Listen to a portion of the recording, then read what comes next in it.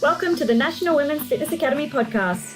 We're here to talk about women's health, female hormones, body image, and all things health and fitness.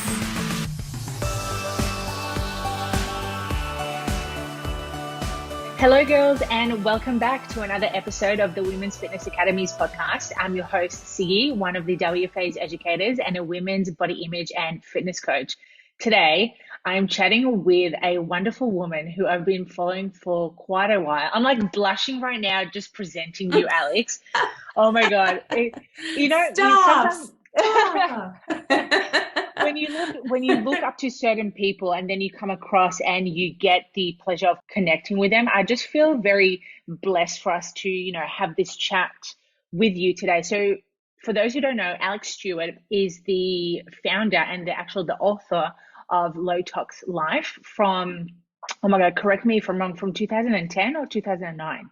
Well, so I started Low Tox Life 2009. It was a bit of a secret. So more officially 2010, that's when it got its name. Yeah. And the book came out 2018. But between those two things happened lots of e-courses, a podcast, and a whole bunch of ways to help people. Yes, awesome. I love that. So I was right. It's all good. But for those who don't know, Alexx, with her, extensive background of, helping people live a low tox life, she has this beautiful way of letting us see this lack of transparency around our food, around our personal care and cleaning products, which, to be honest, in the last year, I've been changing a lot of cleaning products in my house as well. So for those who also don't know, Alexx has built this amazing movement, which is like this non-judgmental, positive, and says to people to live a low tox life with, within peace and I guess, as you said, like a judgmental, a non-judgmental place. And you're also a massive advocate for the Wellbeing magazine and a speaker and a consultant. Like, you do all the things. It's amazing. Yeah, I've always been really curious about how we make people feel good when we know we need to do something different.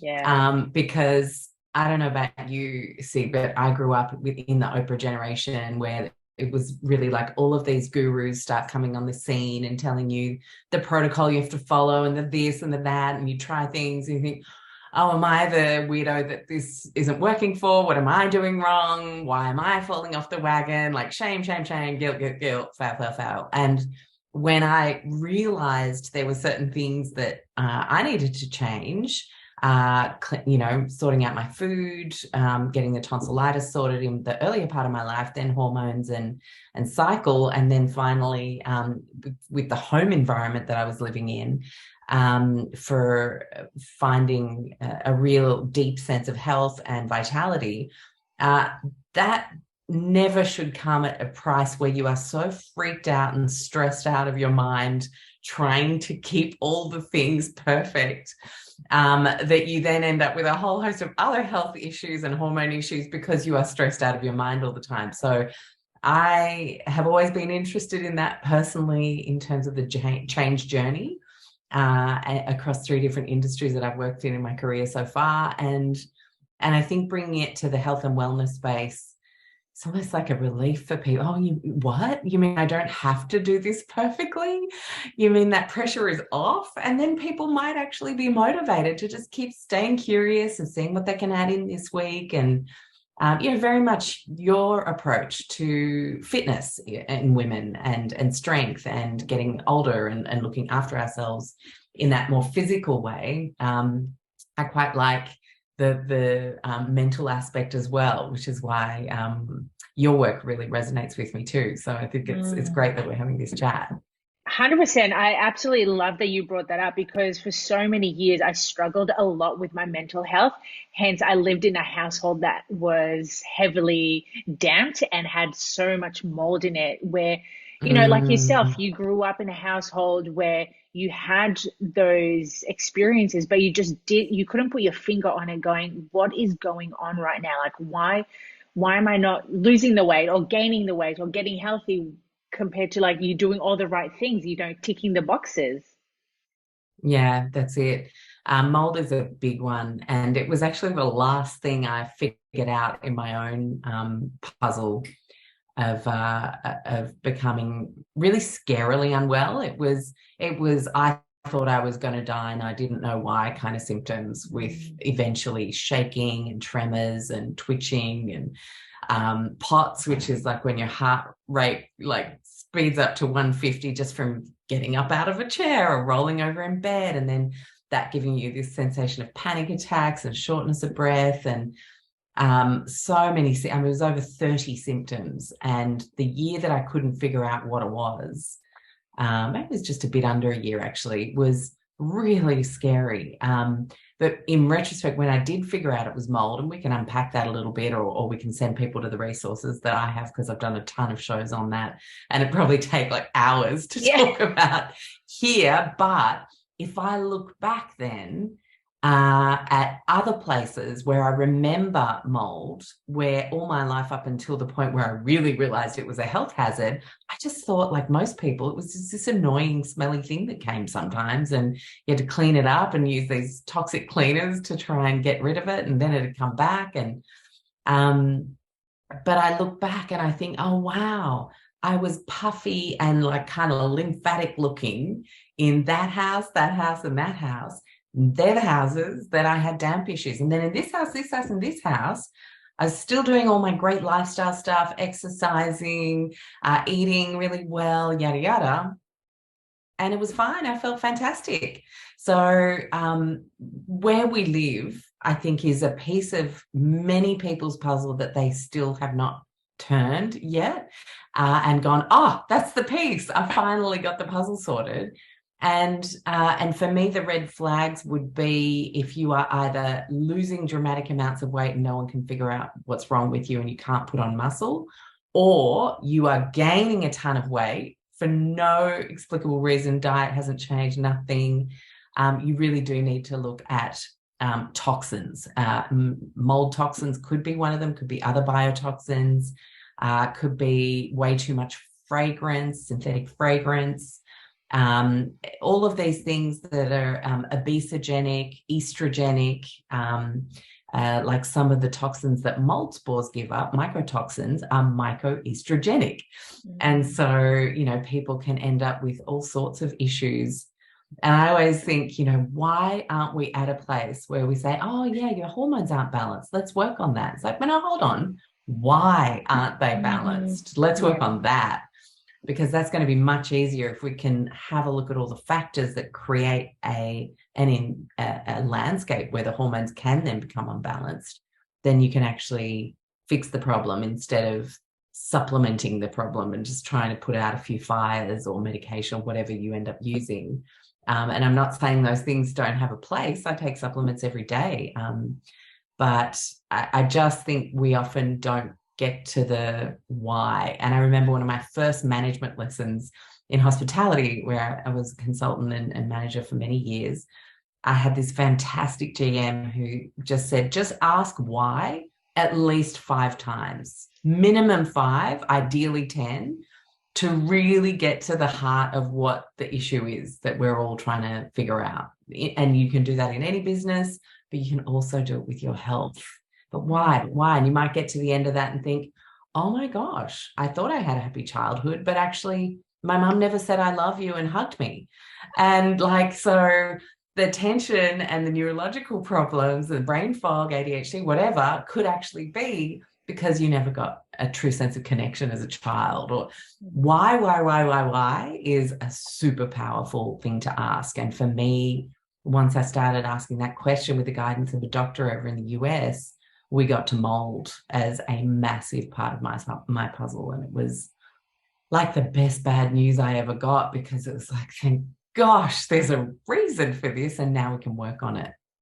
Oh my God, I love everything that you've just said, because it's so relatable. And I hope our listeners who are tuning in are trying to figure out exactly why they're having those issues. And like you said, too often we'll get supplemented or medicated. And again, there's no wrong or right regarding that. But too often it's very like surface level finds where people don't go right into that root cause, going, okay, well, if you're hormones are imbalanced. Why?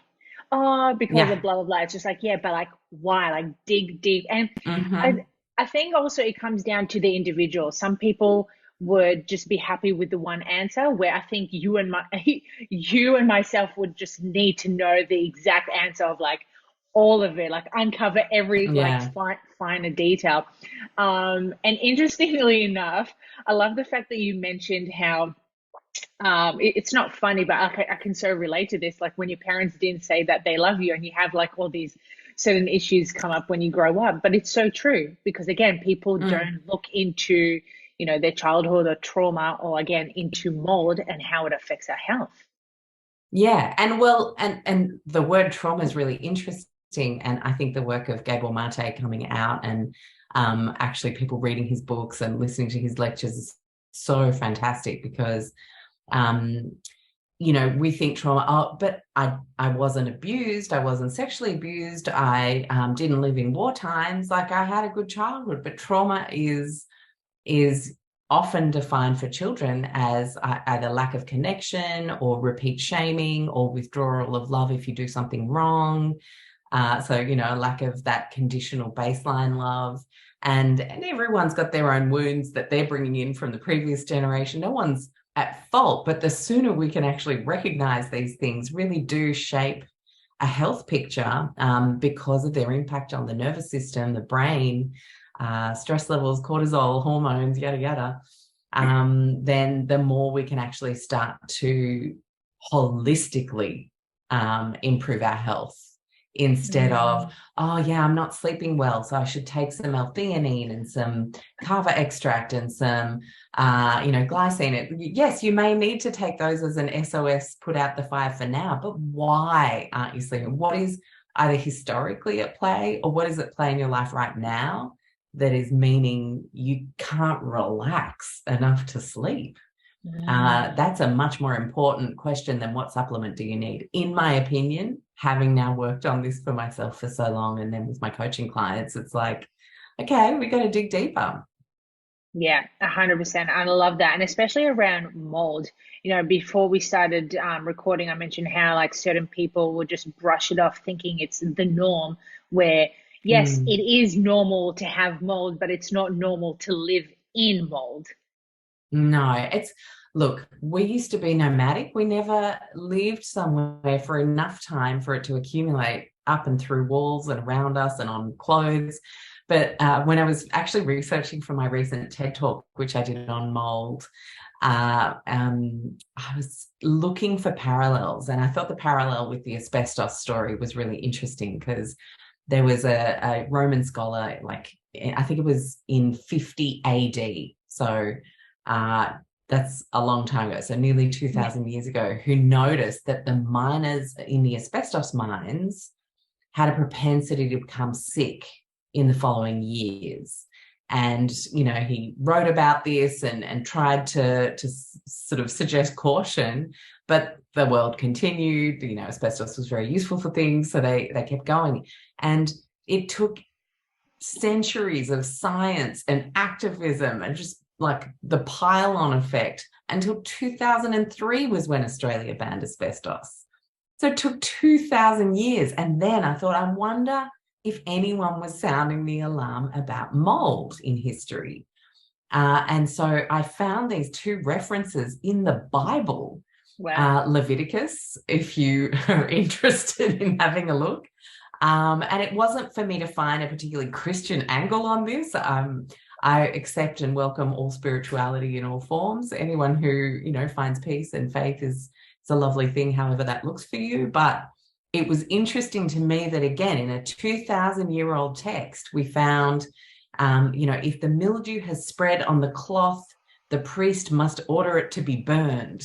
Or if the stones in the building have mold, they must be removed and placed outside of the town. I'm like, well, that's a pretty dramatic response to mold, and yet actually highly accurate in terms of what one should do if you see it in your home space. And we still don't have legislation on mold. I mean, I had to move house 7 times in 15 months with my family. The drain on savings, the drain on your life in terms of energy, the inability to be creative because you're constantly on the go getting shit done, just to, you know, get to a safe space, and the illness that you're experiencing in the dodgy homes while then trying to figure out what to do next. Thank God my husband doesn't get badly affected. So he's our can-do person when me and my son get badly affected. It's chaos. And out of 120K that we've spent on either the health part or the moving, replacing furniture, breaking leases, all that kind of stuff, we've had $1,400 back from either Medicare or a rental tribunal. Just to give you a picture on how stressful this is, if you are badly affected by mold, you're on your own. Yeah. And so I think it's a really important piece of activism that I've been called to spread the word about it, because you shouldn't have to live in mold, especially if you're a tenant. At least if you own the place, you can, you know, remortgage and do a good remediation, get a good company out to get rid of it and have a healthy home. But if you're in rental land, and, you know, the catch-22 is we've then had to stay in rental land because our deposit's gone, there's nothing for those people. And then think about the stress implication, and then trying to lose weight in that, trying to get fit, trying to build muscle when your mitochondria are under the pump. It's not going to happen. And I think we often feel like, oh my God, I've only, like, you know, lost 2% body fat and I don't feel like I can lift any heavier weights. It's like, well, let's cut ourselves some slack, look at the bigger picture, see what might be at play. Modern life is pretty intense as it is, with everything that's been demanded of us, or all of the attention demands on various social devices. You know, I just, like, you unravel it, you start to look at all the things that are in play and you think, gosh, no wonder women find it a little hard to get fit. Add in mother-in-law, father-in-law, parents that are aging, little kids or teenagers that you've got to run around and take everywhere. Like, life is busy. And so I think if we can focus on those environmental toxins that play a role in making an already like put up against the wall kind of situation, often with women in like their 30s, 40s, 50s, then that at least reduces the intensity of an environmental burden, which can give you much more of a chance of feeling really well and quite deeply well. I mean, now I'm playing tennis 4 times a week. I play comp. I, you know, walk my dog. I do my weights in the morning. Like, and it's not hard, but I had to fix that environmental picture.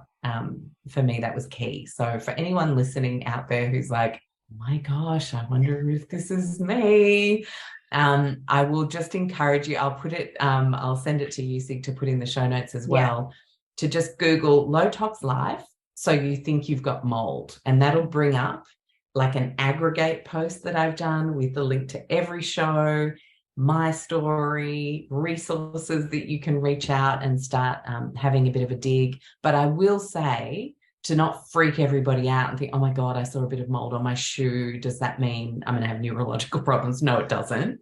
There are genetic factors that make about a quarter of us more susceptible to having mold issues. So 75% of us can quite happily have mold come in and out of our lives and never really have an issue. So that's good news.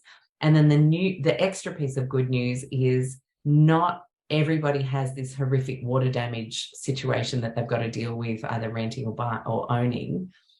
About 50% of mold problems that happen inside the home are just because it's too humid. And everyone can fix that situation with a really good dehumidifier, or 2. If you've got a like 2-bedroom apartment, I'd go with 2. If you've got a home with a big open plan living, dining, kitchen situation, then you'd probably need 3. And you'd need 2 in those open big spaces, and then 1 that you can rotate through the laundry in the bedrooms to dry everything out, and the built-in wardrobes. And it's just, you know, if you live on the East Coast, you can have the driest home under the sun, but if it's raining for 3 weeks, it's not going to stay under 60% humidity inside. So cranking those dehumidifiers during those times means you're not going to get mold. And you're going to keep the walls nice and dry. And that's really important, especially with modern buildings, which are all built with drywall. Drywall, unfortunately, if mold grows on drywall, it's pretty good food compared to the old school plaster that we used to use in internal walls. So you really do want to keep your indoor space dry. It's so fascinating that we're talking about mold, because for so many years, it's funny enough, because during COVID, I was in a household where it was heavily affected by mold, especially the bathroom. And as you mentioned, as tenants, your unfortunately real estate agents, or the agents that I had dealt with, thought it was a minimal problem compared to everything else that was going on. So here I am trying to figure out, like, how do I fix the situation? Because I could tell a lot of symptoms were occurring in my life, and it wasn't because of my training or my wellness around food, because I'm quite heavily healthy of what I eat. I'm very conscious of it. But when you start noticing these symptoms of like brain fog, acne on the skin where I didn't usually experience it, not having the energy, creativity, especially, you know, for us who love writing and creating content, it was such a struggle for me to actually even sit in front of the computer for half an hour and go, cool, let's do it. It was just terrible. And I remember just fighting and fighting and fighting for them to just make a change or fix it. And unfortunately, it wasn't fixed. I moved, obviously, but the only thing that they did. But then that cost you, right? Every time you move 100%. house, it's pretty hard to get change for $5,000. It is. So it's expensive. It is. And definitely. really, you need, if you had legislation and rights and mold was recognized as a health hazard, which, by the way, I think the reason it's not is because it's literally too expensive. It's too expensive for the people who are negative geared to within an inch of their like mortgage payments. It's too expensive for the insurance companies to pay out for every mold thing. It's too expensive. And it's also gray area, like how much of it is the way people are living and not keeping their humidity down, and recognizing that in a bathroom with a shitty vent, you need to run a compact dehumidifier, otherwise you'll always get mold.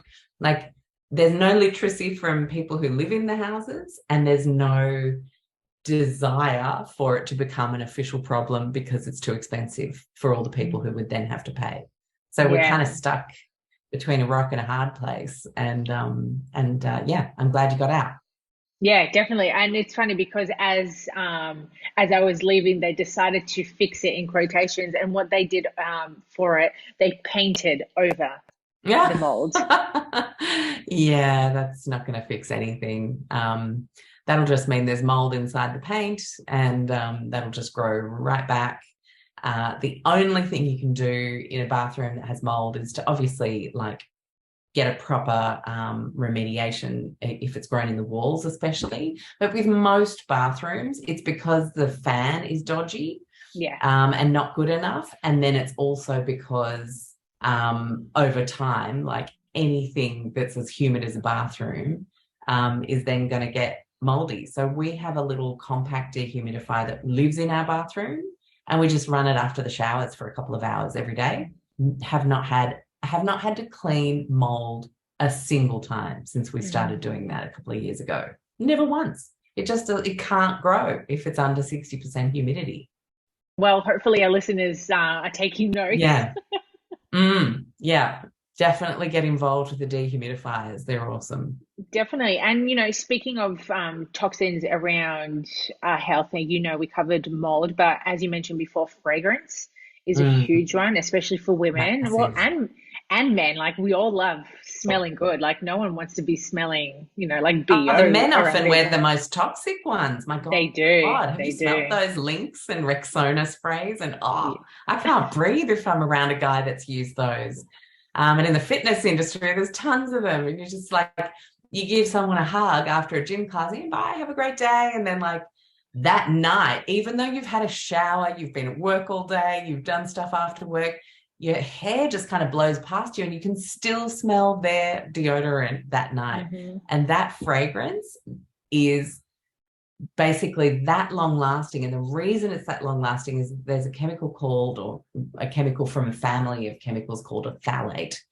And the type of phthalates that are used in synthetic fragrance are basically all phthalates are plasticizers, and the way that translates in fragrance is basically makes it sticky and long lasting. So it literally makes your fragrance stick.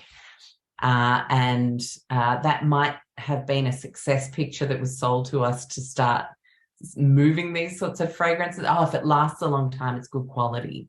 No, if it lasts a long time, it's crap quality. It's literally, that's what that means. Your essential oil, you smell it, you go, oh, yum, that's so nice. And then 5-10 minutes later, you can't smell it anymore. That's a good sign. It's a really good sign. It means you don't have any of those dodgy things in that are making the fragrances last long. And the phthalate research is extraordinary. If you just Google phthalate toxicity and study in your Google bar, I use Ecosia, which is a search that plants trees, much better than Google.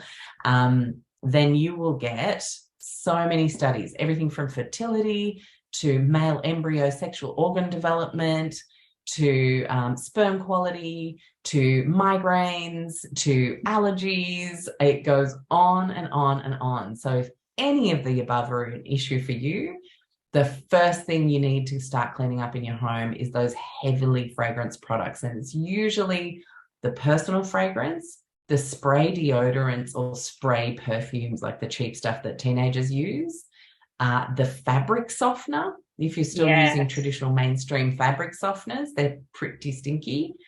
And the shampoo and conditioner tend to be super stinky as well. And I say stinky because you might love them now, but trust me when I say, when you start switching over to naturally fragranced products and, that just use natural essential oils, and it doesn't have to cost a lot, by the way. We're spoilt for choice in brand categories. There's something for everyone. You can start making your own things as well, have a play. I'm personally more of a buyer than a maker.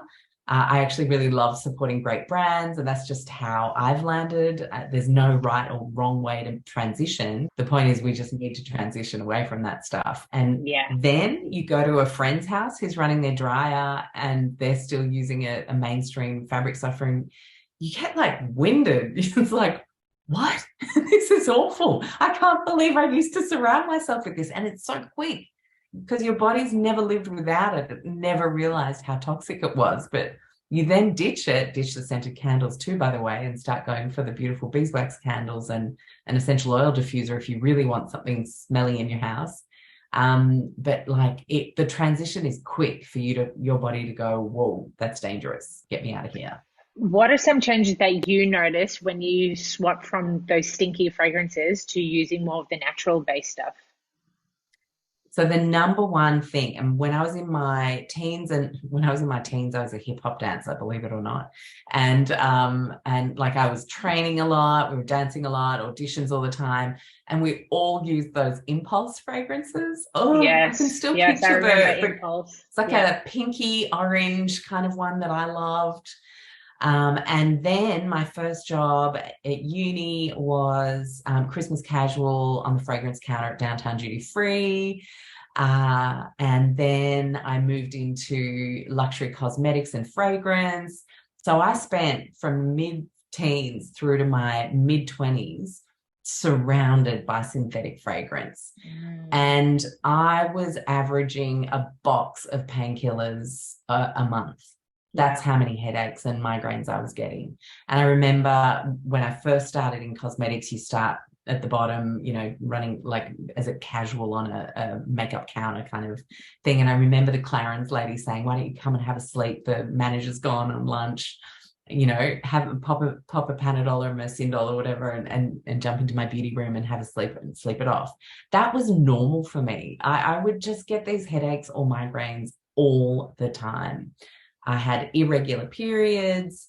I had polycystic ovaries. And I remember leaving cosmetics, and I did that for a variety of reasons. But mainly because I really just felt so negative about where I was in my mid-20s, had a big breakup. I just needed one of those big catharsis moments in life, and I left.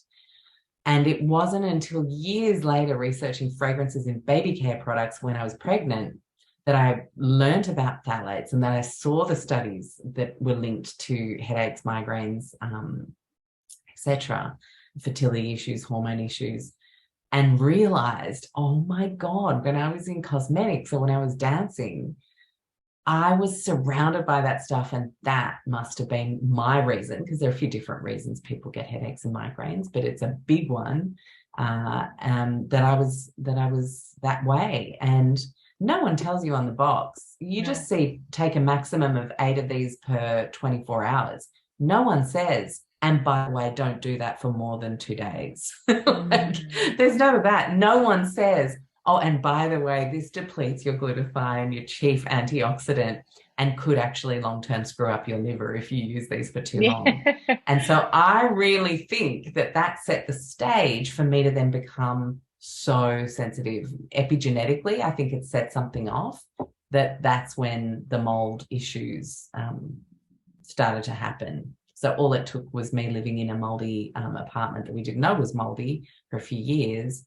And my liver was so weak that it couldn't detox the way a liver should. And, a lot of people say, oh, I've got my liver to detox. I don't need to detox if I have a couple of drinks or if I use these products or whatever. Well, our liver is still designed to detox a few poisonous berries that we accidentally ate in the wild. It was not designed to deal with the 140,000 man-made chemicals that exist in our modern world. And you need to be detoxifying every single day, mildly, just treat yourself to a sauna or go play tennis or lift some weights until you sweat, or you take some milk thistle if your naturopath has said that that's a really good thing for you. There's a lot of things that daily detoxification can look like. Do some lymphatic massage, but I think it's highly underrated, just putting a few things in place for the modern world. And then, of course, reducing your burden so that your liver can just kind of breathe and go, oh, thank you. This I can handle. I always say, don't freak out if you walk past a car and you get a big whiff of exhaust. Our body can handle the odd assault. It just can't handle the fake sprays and the bad food and the bad washing chemicals and the mold. It just can't handle the big soup we're swimming around in. So our job, in my view, is to just make our soup a way simpler ingredient profile, and then just and then not freak out from that point, and just accept that we're in a modern world, we're going to be hit with a few things here and there. But as long as we're doing what we do most of the time, we can go with the flow some of the time. It's so true, because too often I can so relate to this, because when I started doing my research around mold and fragrance and cleaning products, I was like, oh my God, I need to change my whole life and do a whole 360. But like you said, it's just doing it in smaller changes and adapting to it, because like you said, our bodies are very smart. They can change and they can detoxify naturally. It's not just because you're walking past a car that has pollution or whatever it is. It's the abundance of toxins that we're surrounded. So if we're using toxins on our faces like makeup and constantly spraying ourselves with perfume, but then washing our clothes with products that are just not very safe for our skin, that's what accumulates and makes us feel unwell. So yeah, hopefully all our listeners are going, okay, makes sense now. I don't need to change my whole life right now, but just baby steps, slowly making these changes. Yeah, exactly. And, it's different people have different capacity. You get the A-types, cashed up A-types who just want to change everything. I'm going to buy a new mattress and thing, I'm going to do it all in 1 week. Great, good for you. Then there's other people who have massive time and money constraints. But there's a ton of free stuff you can do as well. Simply stopping the use of things is free and takes no extra time at all. So literally just stop the fabric softener, stop the scented candles. Boom, you have dramatically improved your indoor air quality just by doing those 2 things. And it actually saves you money and time, because you don't need to go buy them. You don't need to, so I think the mentality around change is, oh, this is going to be hard. This is going to cost me money. It's going to take me time. Not necessarily. Change can look so different for different people depending on where you're at. And And I think, we need to ditch that story because everyone can do something. Yeah, 100%. And, at different levels. And like I mentioned, when I first started, I didn't change everything. It was just small bits, from my cleaning products to hand wash to my makeup to, like, I don't use fragrance anymore. I use essential oils, which I absolutely love using. So it's just making those little changes to adapt. My next question is, in terms of, living a low tox life, do you think, I'm sure there might be a relation to a histamine response around all of these toxins? I remember distinctly developing hay fever, and it was the second year into living in the water damaged building that we were in for 7 years. And the reason it happened was because I was making a sourdough starter, and you have to sniff the sourdough starter to kind of know when we're good to go, and I'll start making my bread. And I lifted up the wrap and had a sniff, and it smelled so wrong. I was like, what the hell is that? And had hay fever, debilitating hay fever for about 4 days, turned into a sinus infection. It was like, oh my God. And of course, if you're making wild foods, wild ferments in an unhealthy environment where there are wild yeasts and molds, that is a recipe for disaster. So that all ended up in my nasal cavity. And that was a shocker. And from that point on, and living in that house from, say, my mid-30s, we're up to now, is when I had histamine issues. And my histamine issues got so bad that they drifted into mast cell activation syndrome, which is basically when your mast cells, the guys who come to the party to fight the bad things, go a bit haywire and just come and fight things like all the time. They think, oh, she's eating a soup. Quick, let's do something. It's like, I'm just having a soup. So all of a sudden, like broth or like a bit of kimchi on my thing. So those fermented foods became a disaster. I couldn't eat them. Cheese, things that I had always like had as a part of my healthy diet. What else? Yeah, just even leftovers and anything. Fish can actually have quite high histamine. Luckily, with fresh foods like fish and meat, you can actually rinse them before you cook them. And that histamine is just a chemical in foods that builds up. So you can actually rinse them off the surfaces of your fresh foods before you cook them. But yeah, even things like avocado, tomato, I just started to react to everything. And histamine reactions aren't necessarily sneezy and hay fever. That's part of it, or can be a presentation, but it can also be heart palpitations. It can also be hot skin flushes and hives. It plays out in a lot of different ways. It plays out in kind of your brain feeling a little bit on fire, like a little, like kind of buzzy and foggy or tingly skin. And some of those things can be really scary. You can get a histamine blood analysis really easily through your GP. And if they say, why do you want that? You just say, well, I'm just feeling a bit hivey.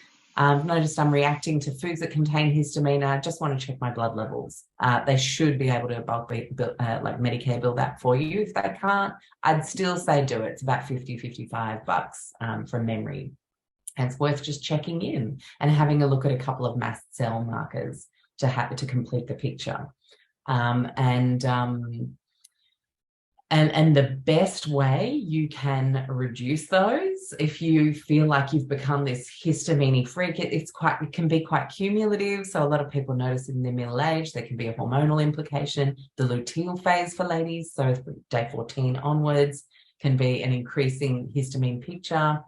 So you want to check in with a doctor or a naturopath about that, if that's what's at play for you. But everyone can do fresher foods, and rinsing meats and fish if you eat those before you cook them, and just ditching the canned foods, ditching the aged cheeses, prosciuttos, like all those delicious things, just for a little while. Often histamine, you just need to clear out the bucket.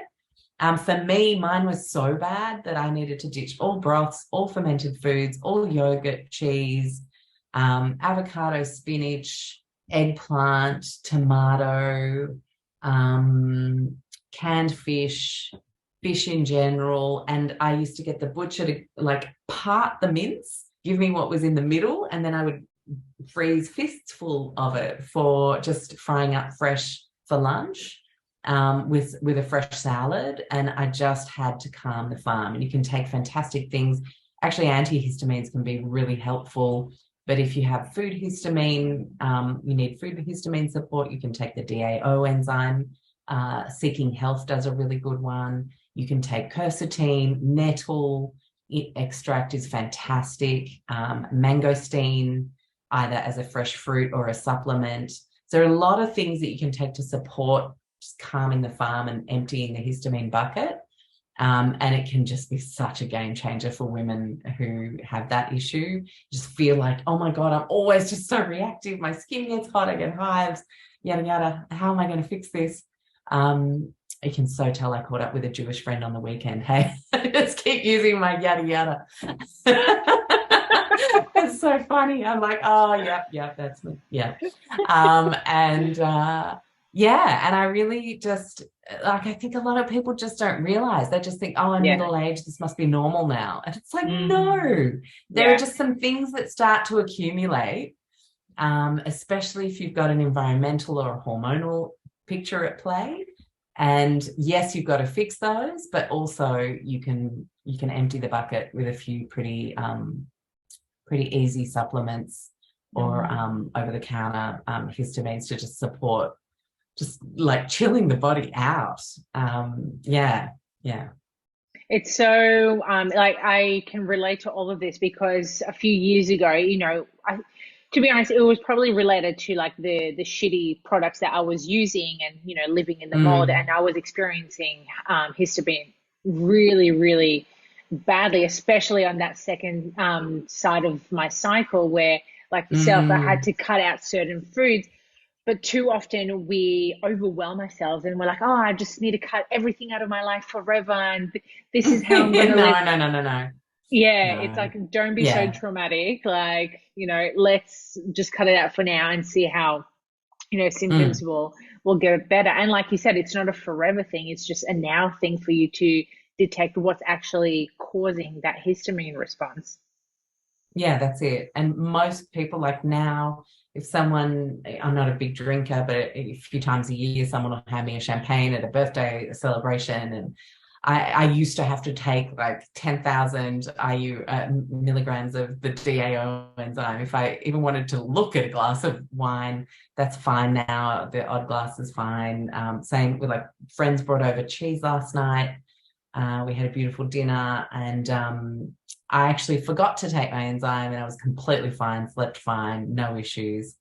So yeah, I can tell you that if you work on it, you can actually then bring those things back in. And often we do things excessively anyway. No one should be drinking lots of glasses of wine every week. No one should probably drink, like, if we're really honest. That's a bit of a toxin that we all find a bit tricky to admit. So reducing those sorts of things, reducing the amount of cured meats and cheeses and going for a fresh goat's cheese and a really beautiful piece of steak with your salad, just changing it up and freshening everything up will mean, again, that if there's a nice little cheese platter or a prosciutto entree, that you can have that every now and then. It's just not your staple in your fridge every single day. Certainly not, I find, for women who head towards their middle age or beyond.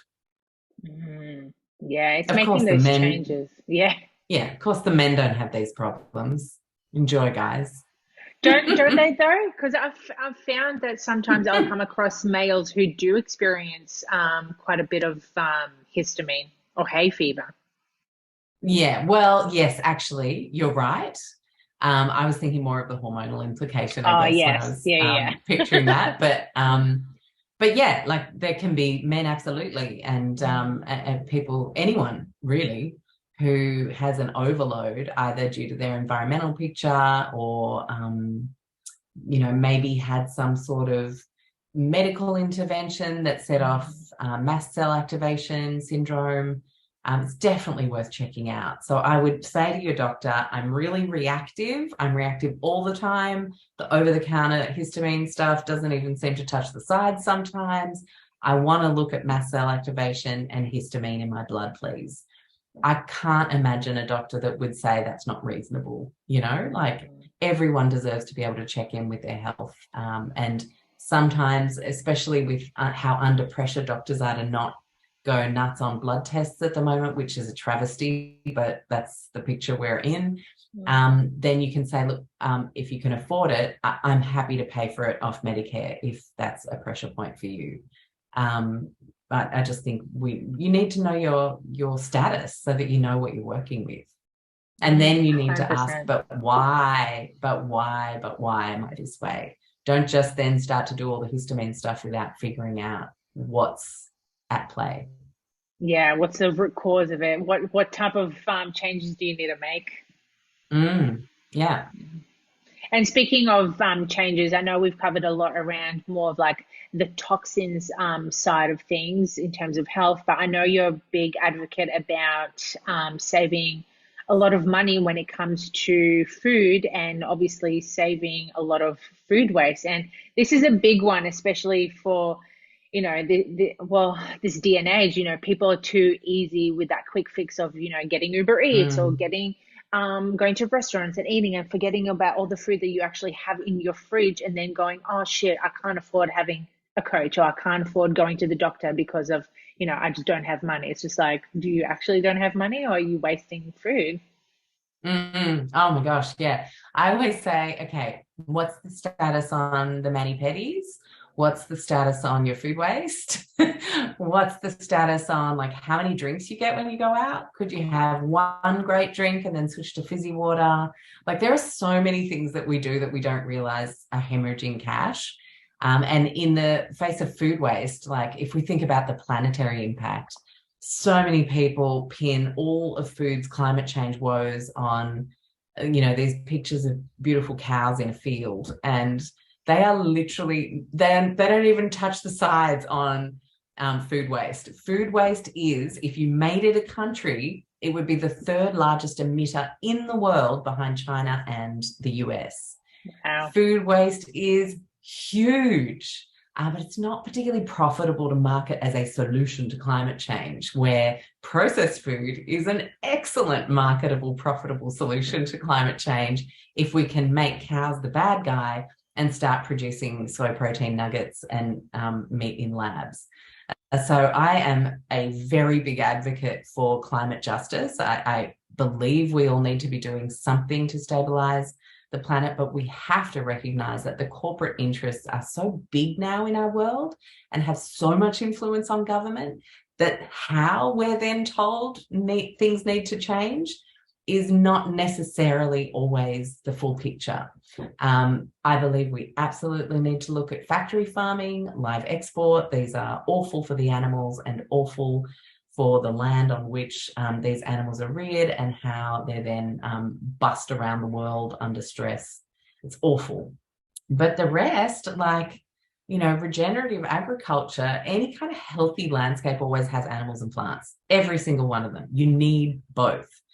And if you look at biology, we do really well with all those fantastic B vitamins. And I'm not advocating for anyone to change their diets. Absolutely not. I have vegan friends. I'm friends with everybody. What I don't love is when we are told that there's only one way to do things to be a good human or to be right. Yeah. And it's especially when it's driven by industry rather than scientific papers and farmers who can say, but if you look over here, we've managed to fix the landscape by farming beef. So isn't that better for the planet? So when we then look at food waste as an actual universal bad guy, it's exciting to me, because then you see how much of an impact we can have from our homes. And the impact is then also on our wallets. And then we can do more that we want to do, either for our health or for the lovely holiday you want to take with your family, however that looks for you. But right now, we are wasting 20% of all of the food that we buy. And I don't know how many times people say, yeah, but I can't really do organic. but then a whole bunch of food is going in the bin. And so getting a worm farm or a compost happening, we've got a balcony. We don't have a big like property. We're just doing this as an inner city family, and we waste hardly any food by establishing a really good worm farm, which is kind of fun. And you get to know your worms. You actually even get to know what they like and what they're not such huge fans of. And it's a beautiful way to connect with nature. And then you've got this incredible soil that you can use for all your pot plants or your veggies that you might be growing. And I think it's just one of those things that even city peeps can feel more connected to the cycle of life if we get that kind of a thing going, some compost or some worm farm. Then we're reducing that food waste in terms of scraps, but the food waste that we need to reduce in our fridge with perfectly good food for like 5 days before we finally decide, oh crap, that's I just found that in the back and that's got to go. We could be eating so much of it by simply saying to ourselves, what have I got to use up first before saying, what do I fancy? That's really, for me, the most powerful question we can ask ourselves. Forget, oh yeah, I feel like Vietnamese tonight. Heck, I could feel like something completely different to what we actually ate every night if I indulged that convenience. But that convenience is manufactured to sell more stuff. And to sell more stuff that comes in plastic containers that are often soft plastics that are really bad for our fertility and hormones as well. Yeah, shocking. So the win on so many levels, if we actually open the fridge, look in the pantry and think, you know, I'm actually staring at 3 jars of stock from a big batch of stock my husband made on the weekend. And, you know, it's summer, so almost summer. And we're starting to think, oh, yeah, I don't really feel like a soup. I don't care if I don't feel like it. Tonight we're going to have a soup and a salad on the side, and we've got to use that stock up. It's perfectly good, excellent, nourishing food. I've got a bunch of lentils in my pantry. I've got a few veggies that I could chuck in the stock to blend it up, maybe add some sour cream for a nice tang, or coconut milk if you're veggie, and some curry spices. Boom, great dinner. Didn't have to buy anything new. Didn't have to rely on soft plastics or petrol from the delivery car or whatever. There's just so many aspects to starting to say, what have I got to use up first that are a win for us, for our wallets, for the planet, for our health, because often then that means we're not having deep fried vegetable oil based foods and extra salt, fat, sugar that doesn't really need to be in there. And we're simplifying things at home. So yeah, I'm a huge fan of that question. What do I need to use up first? If everyone could look in their fridge right now, I bet you'll find something. I know tonight, actually, it'll be a soup and there'll be sweet potato in it because that's 3 days on now and I've got to use that up, you know, and I just start to build, like if I heat that stock up, fry some onions, sweet potato, boom, like this is actually starting to taste really good. Bit of lemon, bit of rosemary, delicious. But you've got to have the food vocab. And one of the reasons I wrote my second book is because I realized one of the big gaps is actually being able to look at that and know that a meal exists out of that, whereas most of us do not at this point in time. Yeah, for those who don't know, that's the second Alex's second book. It's called Low Tox Food. Absolutely fabulous. And as you're talking about food right now, I'm thinking, oh my God, I have a sweet potato in my fridge that needs to be used. I'm going to roast that next. Yes, that's exactly what I'm talking about. And it's so easy. That takes like 2 seconds to cut up, olive oil in the tray in the oven. Boom. That's the basis of a really great meal. And then if you've got some leftover Mexican mince, you can put that in the middle, and you put a little bit of cheese on top, some avo, and then instead of like tons of like tortillas and all that kind of stuff, I really like having a bag of corn chips in the pantry. You just put like a little sprinkle of a few corn chips on top. You get that crunch, yum, tick, tastes like a treat, and then a big bed of rocket and greens underneath. And like, it's nourishing as well. And I think we've just got to move away from that fast food makes my life easy message, because it makes it harder in a whole bunch of other ways that are less, that it's not instant gratification, right? We We get the heart disease 3 decades down. We get the we don't notice that we're missing 20, 30, 40 bucks out of our disposable budget every week because it's kind of small and it's little dribs and drabs. We don't notice that our recycling bins are filling faster with the soft plastic takeaway containers. It's all little things, but it adds up to massive things if we actually just say to ourselves every day, except for maybe one day a week, where you just go, stuff it, I don't feel like cooking tonight. I'm human. I am that person too. Don't worry. But the problem is, just like I was talking about before, we're doing it all the time. We're doing it at lunch in the food court. We're doing it a couple of times a week in dinner. We're letting our kids do it. I'm seeing so many kids walking around with single-use takeaway coffee cups before school. I'm like, we are perpetuating this into the next generation. And these were the kids who went to primary school with all of that fantastic environmental education that we did have when we were kids. So obviously the habit and the norm of how our culture looks is just unfortunately rubbing off in a really bad way, and we're perpetuating it. So it's got to stop for sure.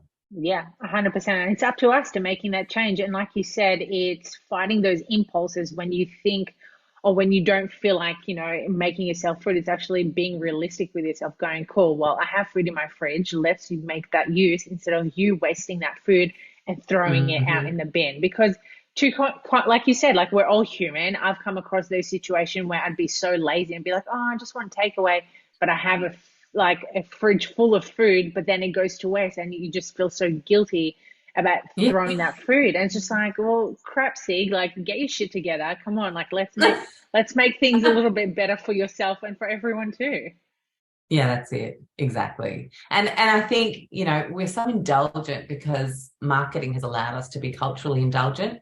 Poor me, I've had such a bad day. Oh, it's stressful right now. Like, no, they're the ones telling you that. And I think there needs to be a rebuilding of personal responsibility. I mean, heck, when we see what politicians do, we think these are the people we're taking our cues from for personal responsibility, when they're always blaming everybody but them for all the problems. Then you can understand how that plus marketing plus the busyness of modern life is a recipe for, poor me, I deserve everything that makes things easier. Oh, look at these lovely people that make things easier for me. Yeah, I'll get it from them. And I just think, no, we have to actually put our big girl pants on sometimes and go, no, not poor me. Privileged to have food in my fridge that I can use up right now. Most of the world doesn't have that automated, I've got something right here that I can eat. And to build some more gratitude and responsibility is, it's really empowering, actually, instead of poor me, victim. We've got to move away from that, I think. 100%. And that way we're empowering other people to do the same as well. And that's where that chain reaction just makes a change. And then hopefully soon enough, I'm hoping, within the 5-10 years time, people will realize that how much money they are saving by not wasting so much food. Yeah, that's it. So true. So true. Alexx, oh my God, today's conversation has been so freaking fabulous. I swear, we've covered so much, and I'm sure our listeners are going to take we went a few different places. Yeah. We definitely did. And it's so funny because before we started recording, we're like, let's just go with the flow. And that is so my thing, just to like see where the conversation takes us. And I'm really glad where it took us today, because I'm sure a lot of our listeners have opened their ears and eyes to their environments, to their products that they're using, to food waste as well. And like you said, taking a little bit more personal responsibility instead of playing the poor me card, and actually doing the stuff that's going to benefit them as well long term. Yeah, absolutely. So true. I love that. Alexx, before we head off, where can our listeners find you? Well, it's easy. Everything is called Low Tox Life. So lowtoxlife.com is the website. Low Tox Life is the podcast. A lot of people have then since appropriated low tox as like a phrase to use, which I love, because it kind of defines something now, and that's really exciting. But then a lot of people think, so is that endorsed by Alexx? I'm not sure. You have to see the 3 words, Low Tox Life, together. That's the registered trademark, and that's when you know it's one of my products or one of my books or podcasts. I love it. Well, girls, give Alexx a follow, and I will make sure to put the resource in the show notes regarding the mold stuff as well. So that way our Yes, I listeners, know. Everyone always has a ton of questions after yes. bringing that one up because they're like, oh my gosh, is that us? So yeah, there's heaps of resources to walk you through. Don't come into it with panic. Come into it with, oh, okay, I wonder, what we might need to do better here. Like that's where we go in. And then that way you might realize you're one of those 75% that it's not your thing or issue, or that you've just got a bit of excess humidity, you need a couple of dehumidifiers, no big deal. But then for the people who really do uncover something massive, then there are such great resources to support you these days. It's you can do it. If I can do it, and we've been through so much, then anyone can. Exactly. Yeah. Take it from Alexx. Moving, was it 7 times? Yeah, you've moved 7 times. Yeah, In 9 15 times months. in Yeah. 7 years, but 7 times in 15 months was like the hell year. Yeah. That is definitely a Yeah. hell of a year. And let's touch wood and please God and pray Yes. that it will never happen again. Yeah, exactly. I love it. Awesome. Well, girls, if you enjoyed today's podcast, please make sure that you tag us, screenshot the screen, tag us at the Women's Fitness Academy, tag Alexx at Low Tox Life, tag myself. And then till next time, yeah, let's start taking personal responsibility about our actions and living a low tox life.